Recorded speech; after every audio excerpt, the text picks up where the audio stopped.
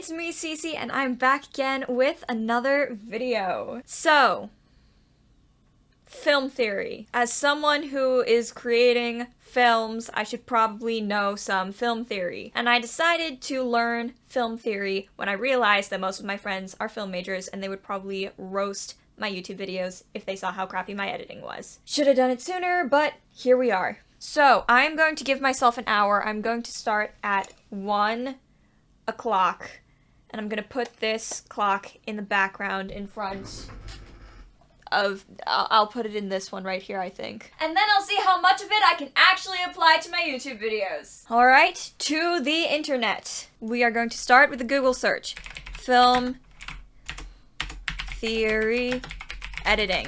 The theory of editing. Film right, 10 minutes. Okay, good start. 7 laws of film editing. Alfred Hitchcock on 3 theories of film editing. That's 7 minutes. 6 basic steps. 5 stages. 4. I'm just seeing a lot of numbers.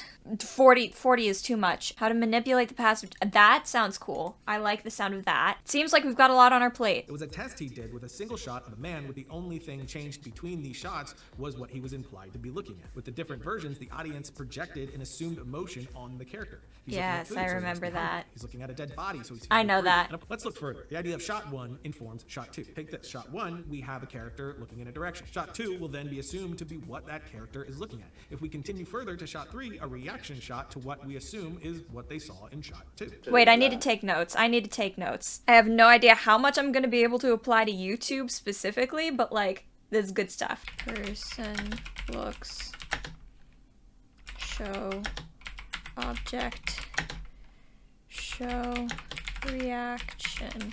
Walter Murch, one of the greatest editors of all time, has a rule of 6 that he says boils things down to a checkbox, so to speak, that he uses with every cut. So when he's making a cut, it should check off all of these boxes, or as he says, at least the first 3. Something about cuts.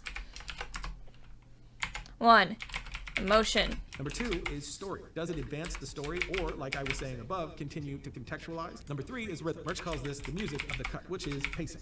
Number 4 is what he calls eye tracing, which is just how you are directing the viewer where to look. Number 5 is dimensional space, which is essentially the 180 degree. And finally, number 6 is 3-dimensional space, which is talking about geography, the continuity of 3D space. Do you orient your audience to the space when you're telling the story and where that story takes place, or not? Watch every frame of raw footage at least twice, then start. Nurture the relationship with the director. It's sacred.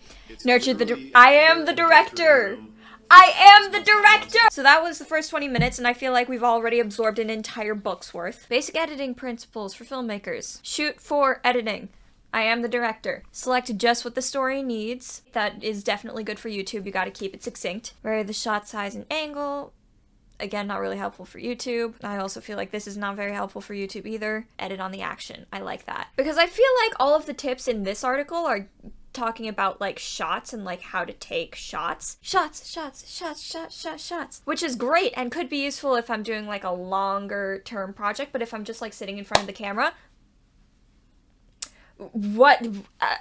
how is that? But I think I've absorbed all of the information that I possibly can. I'm gonna organize my notes, and that was only half an hour. That is not too terrible. So I'm gonna organize my notes and come back to you when I actually start editing, I guess?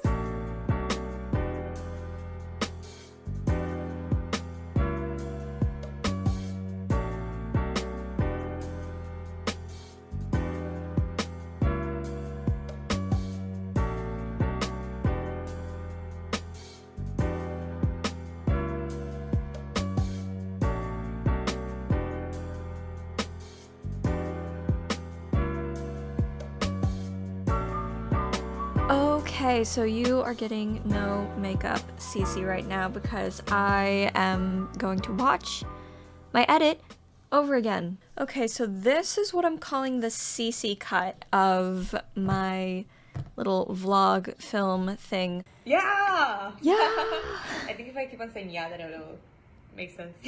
Now this second section I'm not sure if I like, because I feel like the whole daytime bit, like, I don't like these, like, next 4 or 5 clips. I feel like they're not very pretty together. I don't think that it's super necessary. I think that maybe we could just start here with the spa night. I also feel like the hair cutting might drag on a little bit too long. Or maybe I could split it up with the different takes. But the thing is, I feel like the hair cutting sequence takes a little bit too long. So I was thinking I could split it up with like this clip and then the next clip and like interdisperse it there. But I love the eye tracking in this section because you've got the candle. It's in like the lower right hand corner of the screen. The candle stays in that corner, but then you look to the face, which is in the left corner, and then that's where I am, and then I travel to the right and I'm vaguely in that area for the haircut section. So I love the eye tracking there. And then that clip at the end, I feel like it's a fun transition because then it just cuts to black when the lights go out. Like, it just doesn't really feel like it makes sense with the rest of the clips because they're all like stills and the eye tracking is really good. And then you've just got a random close-up out of nowhere. This one was fun. This one is mostly like a bunch of, if you see like all the sounds fading in and out, that was what the fun part of this was.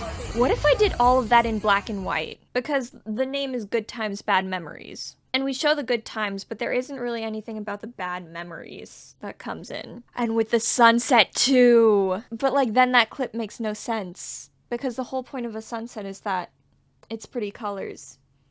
But then if you take away that color, what does that mean? I'll see if I like it. Maybe that'll be like the one clip. Wait, let's take a look at that.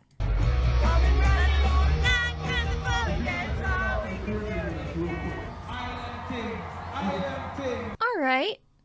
I like that. Actually, I want to go back and try taking out all of the daytime clips. Okay, and then go in and just chop that down. And then I'm gonna try taking this out and just having it cut to black. This section, I did have to, I reversed these two pans, like this one and then the next one, this one, because I wasn't sure if it was talking about camera movement or it was talking about object in the scene movement when it was talking about the movement of time and how it correlates to movement in film. So the scene itself is going to the left, but the camera's moving to the right in this one. And then if we go to the next one, it's moving to the right. And if we go to the next one, it's also moving to the right. I don't know which one they were talking about because the left symbolizes the past and the right symbolizes like the future. But I feel like either way you interpret it, it could work. Like if you're interpreting the scene moving to the left, it means like longing to go back to the past. But if you take it as like the camera moving to the right, it could mean like inevitably sliding into the future. So I don't know, but I do like this. It's like these first two shots I think are fun because it's like, oh, she's sitting in the car, what is she looking at? And then it's just being stuck in traffic and then like just barely starting to move along. And I don't know what that symbolizes, but it's nice because then you can see it's just like frustration and boredom. And this section's like okay, I'm not a huge fan of it. But I think there are some nice moments. I had trouble getting, like, the look of this right. The focus here is definitely in the right side of the screen. And I tried to keep it there in the next one, while still drawing it a little bit over to the left, with, like, my body actually being there, so that this far left clip wasn't so jarring. And I did crop it a lot, like, all of this white over here, just so that it wasn't so jarring going from this to this to this. And it's just like pretty standard. This was like one of the only ones that I knew exactly how I wanted to edit it as I was filming it. So like not all of it is exactly what I want, but it is exactly how I envisioned editing it together as I was filming it. Yeah, and then this, it's the only section with music, but I didn't have any audio to go underneath it like I did with some of the other sections that just have pictures that are cropped. I don't think I like the music in the background. I mean, it's a nice transition after that fade. The music kind of fades out and then you get me at home with really shoddy camera quality. I'll leave the photos in there even though I'm not happy with it. I'm not happy with any of this.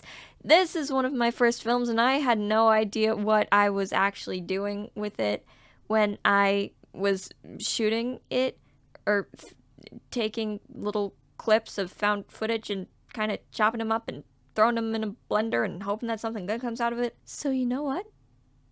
It's gonna suck. I'm gonna hate it, but that's the point. Yeah, that was it. I guess I should probably direct you to the finished version now. It'll probably be in one of these little corners down here, but I will also drop a link in the description just in case it is not in one of these little boxes. But yeah, I hope you enjoyed this video. I hope you enjoy the next video that hopefully you all are about to go watch, and I will see you later. Bye!